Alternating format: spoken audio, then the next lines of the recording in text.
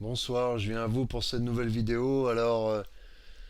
C'était pour vous parler des rechutes dans des histoires personnelles, voilà, hein, intimes et tout ça, et des rechutes, parce que j'ai rechuté après la rupture.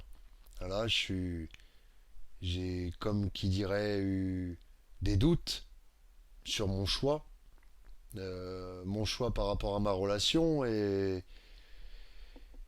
et je vous dis ça d'ailleurs, le cœur qui pèse un peu, parce que je suis l'instigateur justement de la rupture. Et vous savez que c'est limite aussi dur pour celui qui fait la rupture que celui qui l'a subie.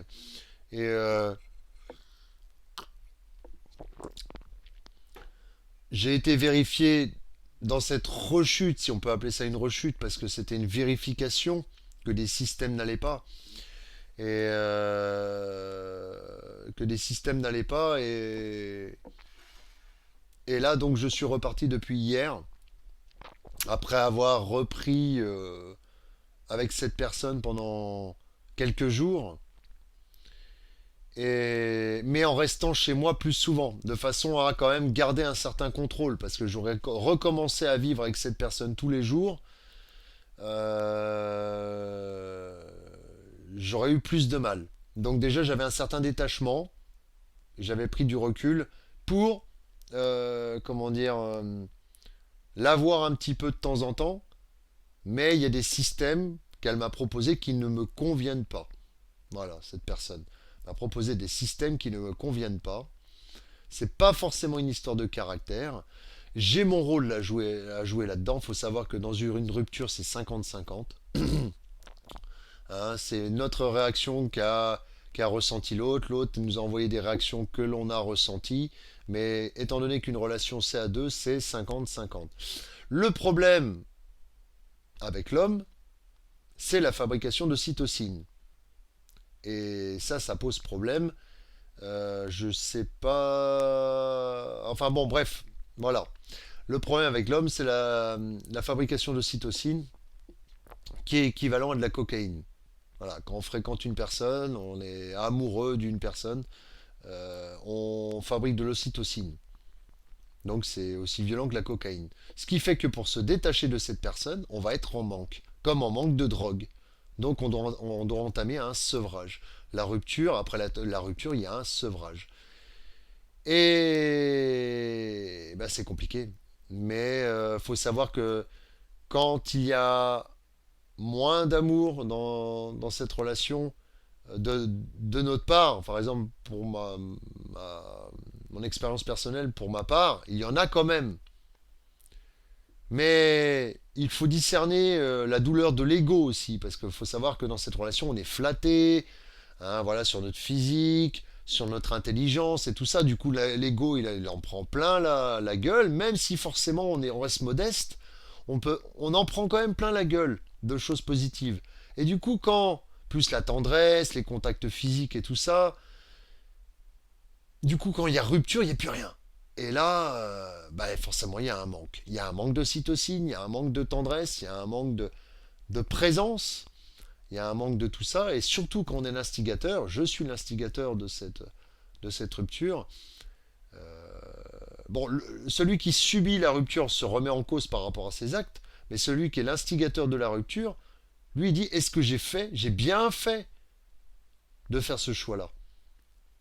Donc dans tous les cas de figure, moi c'est ce que ça me demande, c'est est-ce que tu as envie d'aller voir la personne? Cet après-midi, ça m'a dit non.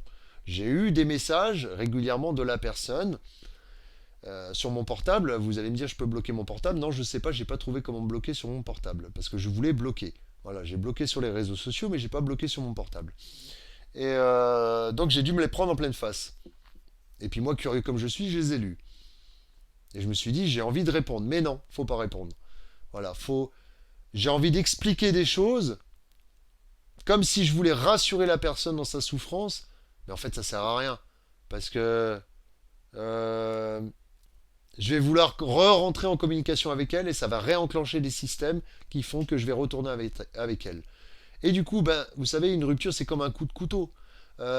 Si à chaque fois je vais voir la personne, je m'arrête, je fais une rupture, je vais voir la personne, je fais une rupture et tout ça, la personne c'est pas un yo-yo. Donc ça va pas être bon. Donc là, j'essaye de tenir au maximum. Voilà, c'est dur hein, pour l'ego, forcément, hein. Même si on s'en rend pas compte, c'est ça qui prend cher. La peur de se sentir seul, on ne sait pas ce qui nous attend. Est-ce que, voilà, toutes ces questions. Est-ce que j'ai fait le choix? Je sais ce que j'ai perdu, mais est-ce que je sais ce que je vais gagner derrière? Tous ces doutes, toutes ces questions. Et puis alors le piège à con, on va dire entre guillemets, c'est que le cerveau, avec le temps, hein, ne garde plus les mauvais souvenirs, mais regarde que les bons. Et là, c'est encore plus dur. Ça se fait vraiment en plusieurs phases. Voilà, il y a la phase de manque, mais il y a la phase où le cerveau nous joue des tours. C'est-à-dire, moi, ça m'est arrivé de me séparer déjà de cette personne il y a longtemps, hein, très longtemps, suite comment dire, un truc que j'avais pas accepté de sa part. C'était pas un truc, voilà, mais c'était un geste, une action que j'avais pas appréciée de sa part, que je trouvais inconcevable. Et du coup, je m'étais en allé 10 jours. J'avais la force, vraiment la conviction de me dire stop, ça suffit, c'est terminé, tu fais n'importe quoi. J'ai tracé pendant 10 jours. Ah ouais, mais vous savez, c'est comme un élastique, au bout de 10 jours, voilà, on a beau le tendre, le tendre, le tendre, le tendre, et il revient d'un coup. Donc là, voilà, c'est depuis hier. Ce matin, ça allait. Hier, ça allait. Et ce soir, c'est plus délicat. Voilà. Donc ça me fait du bien aussi de faire cette petite vidéo. C'est vrai que c'est une confidence. Donc après, voilà, je vais pas faire que des vidéos dessus non plus, mais ça fait partie de ma vie, ça fait partie de mon parcours de vie. J'ai vu des personnes très intéressantes. Je me sentais quand même un peu plus en liberté, donc peut-être rayonner un peu plus, même si j'ai encore ce poids en moi, hein, qui fait que il y a comme un déracinement par rapport à une situation qui a duré 2 ans et demi. Relation de 2 ans et demi, voire même plus de 2 ans et demi, je dirais 2 ans et 8 mois. Voilà. Relation de 2 ans et 8 mois. Donc vous voyez, ça approchait les 3 ans, et l'instigateur d'une relation de 3 ans, vous imaginez que ça se fait pas comme une lettre à la poste, quoi. Voilà. Donc c'est comme si j'arrachais petit à petit les liens qui nous unissaient à la personne, quoi. Voilà, qui m'unissaient à la personne. Mais bon, voilà, c'était ma petite expérience, mon petit ressenti du soir, hein. Je vous fais parvenir de mes émotions, des fois que ça peut intéresser des personnes qui sont dans le même cas. Donc voilà. N'hésitez pas à me laisser des commentaires si ça vous intéresse, des conseils, j'y prêterai attention, hein, j'y prêterai vraiment attention. Et donc voilà, ça sera tout pour cette petite vidéo. Au revoir, merci.